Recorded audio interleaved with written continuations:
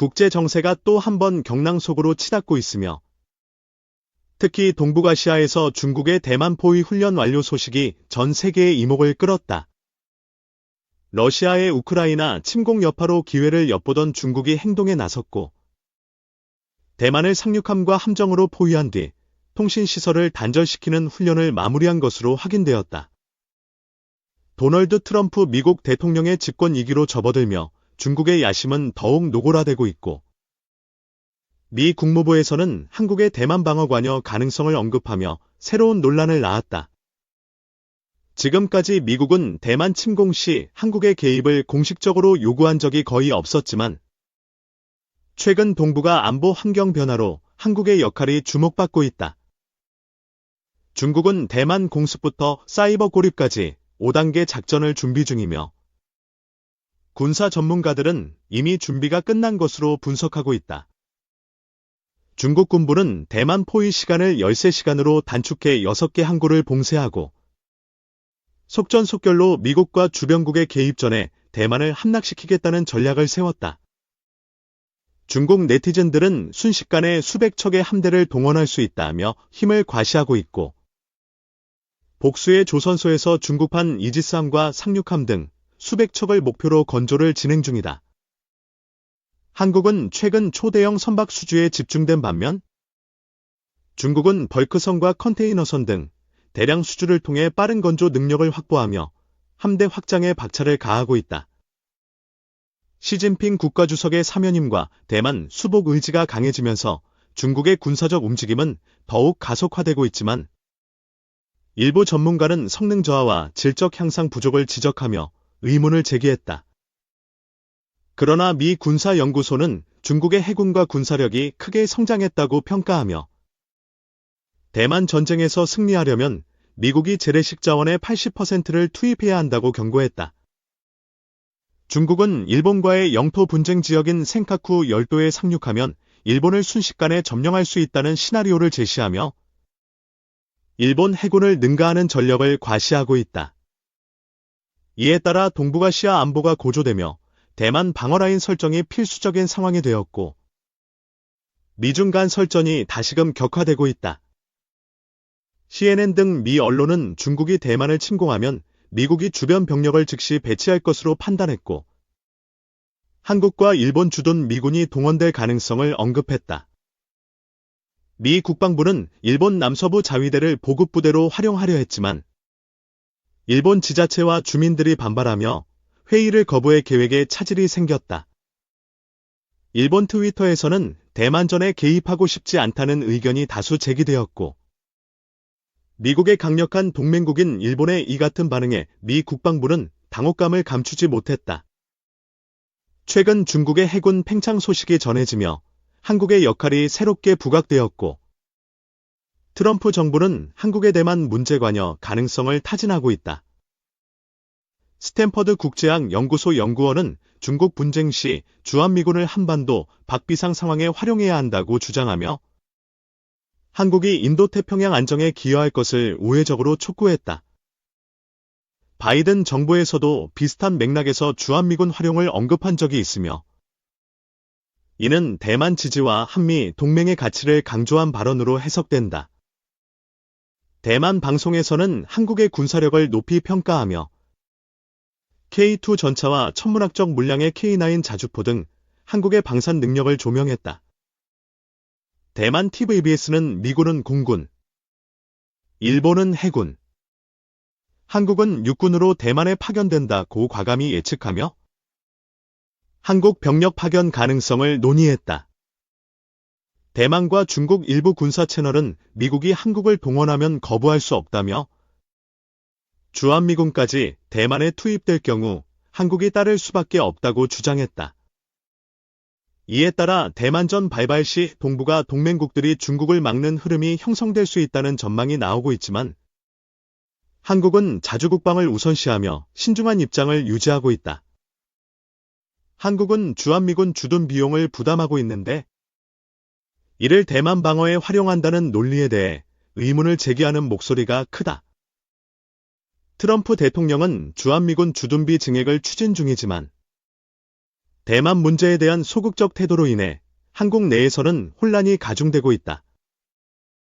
트럼프는 과거 중국이 대만을 침공해도 군사 개입하지 않겠다고 밝혔고, 경제적 이익과 TSMC의 반도체 가치를 중시하는 현실주의적 입장을 취해왔다. TSMC가 2026년까지 주요 생산 공장을 해외로 이전하면 대만 침공 시 미국의 개입 가능성은 줄어들며 대만의 국가 소멸 위기가 현실화될 수 있다. 대만의 라이칭더 총통은 독립과 친미 노선을 강조하고 있지만 자국 방위력이 부족한 상황에서 발언이 공허하다는 비판을 받고 있다. 대만 주미 대사는 우크라이나 사태에서 배운 교훈은 스스로를 먼저 도와야 한다고 밝혔지만 2025년 국방 예산 26조 원은 스스로를 지키기에 턱없이 부족하다. 대만은 한국산 무기 도입을 검토하며 미국 공군력의 시간 벌기 역할을 기대하고 있지만 미 국방부가 2029년 하푼 미사일 공급을 약속하며 실망을 안겼다. 대만 군사 전문가들은 최소 한국 수준의 국방력이 필요하다며 현재 예산으로는 중국의 도발을 막기 어렵다고 경고했다. 트럼프는 한국과 일본의 지역 방위 능력을 강조하며 미국의 직접 개입 대신 동맹국의 책임을 전가하는 정책을 추진하고 있다. 이는 미국 우선주의의 연장선으로 한국은 자주국방을 강화할 기회를 얻는 동시에 북한 억지력 약화라는 위험에 직면할 수 있다. 한국은 KF-21 전투기, K2 전차, K9 자주포 등 첨단 무기를 개발하며 방산 자립을 이루었고 대만전 발발 시 물자 지원 역할이 거론되고 있다. 그러나 휴전국인 한국은 한반도 평화를 최우선으로 삼아야 하며 대만 문제에 대한 신중한 조율이 필요하다는 목소리가 높다. 레이더 피아는 무인기용 5500LBF급 엔진 12년 만에 첫 선. 국내 기술로 개발 중인 5500LBF 파운드 포스길 LBF는 1파운드, 약 453g의 질량에 가해지는 지구 중력의 힘, 급 무인 편대기용 엔진이 올해 3분기에 공개된다. 방위사업청, 방사청은 외형상 완성된 모습을 우선 공개한 뒤 올해 말부터 시험 비행을 진행한다는 계획이다. 시험 평가를 거쳐 완성되면 국산 기술로 만든 최초의 장수명, 1000시간 이상 사용 가능한 엔진, 항공 엔진이 된다. 군용 엔진은 일정 시간 운행하면 반드시 정비를 해야 하는데 한번 정비하면 1000시간 이상을 사용할 수 있는 엔진부터 장수명으로 부른다. 7일 군 당국과 방산업계에 따르면 방사청은 올해 10월 17일부터 열릴 예정인 서울국제항공우주 및 방위산업 전시회 AX2025에 5500LBF급 무인기용 터보팬 엔진의 실제 형상을 전시하기로 했다. 이 엔진은 국방과학연구소, 국과연와 한화에어로스페이스 64만 2천원 6만-8.55%, 한화에어로 가총 1,531억 원을 투입해 2013년부터 개발을 시작했는데 12년여 만에 엔진의 실물이 공개되는 것이다. 이 엔진은 사람이 탑승한 유인기와 무인기가 편대로 이뤄진 유무인 복합체계 중 무인 편대기에 탑재될 예정이다. 탐지될 확률을 낮춘 저피탐, 무인 편대기인데 레이더 탐지가 어려운 스텔스 기술이 포함돼 있어 정찰 공격 등의 임무를 수행하는 기종이다. 현재 대한항공 2650원 900-4.18%, 이 저피탐 무인 편대기의 시제기, 시험 비행을 위한 기체를 개발하고 있다. 양산 업체는 추후 결정될 예정이며 이 양산 과정에 5500LBF급 국산 엔진이 탑재된다. 당초 엔진의 개발 목표 시점은 올해였지만 부품에 문제가 생기면서 약 2년 지연됐다. 산업통상자원부가 연구과제를 내 개발된 부품을 쓸 예정이었으나 엔진 조립 과정에서 치수가 맞지 않는 등 완성도가 일부 모자랐다. 국과연이 올해 초 개발에 나서면서 문제가 해결됐다고 한다. 방사청 관계자는 개발 완료 시점이 늦어질 요인은 모두 사라졌다고 말했다. 5500lbf급 항공엔진 개발이 완료되면 국산 기술로 만든 첫 장수용 엔진이 된다. 방사청은 과거 유도탄에 쓰이는 단수명, 일회성 엔진을 개발한 바 있다.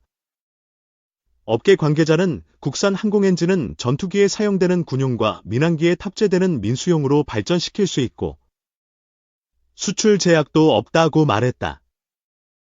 전투기용 항공엔진을 보유한 국가는 미국, 영국, 러시아, 프랑스 등 4곳에 불과한 것으로 알려져 있다. 방사청과 국가연은 1만 lbf급 항공엔진도 개발 중이다. 발전용 가스터빈 엔진 기술을 가진 두산에너빌리티 2650원 2400-10.41%도 참여한다. 방사청이 설정한 예산은 2031년까지 총 3,600억 원인데 이 중 1,500억 원은 5500lbf급 엔진 예산이다. 현재 1만 lbf급 터보팬 엔진의 핵심 구성품인 터빈 공력 냉각 설계 및 기술 평가 등의 연구가 진행되고 있다. 출력이 높아질수록 고온에서 견딜 엔진 소재가 필요하다. 방사청은 지난해 말 1만 6천 lbf급 첨단 항공엔진 개발에도 착수했다. 한국형 전투기 KF-21에 장착된 엔진 1만 4,770lbf급 보다 높은 성능을 내는 엔진을 만드는 게 목표다. 방사청은 개발에 참여한 하나에어로와 두산에너빌리티의 장점을 살려 개발 과제를 나누고 있다. 업체 간 경쟁을 유도하면서도 갈등을 줄이려는 의도로 풀이된다.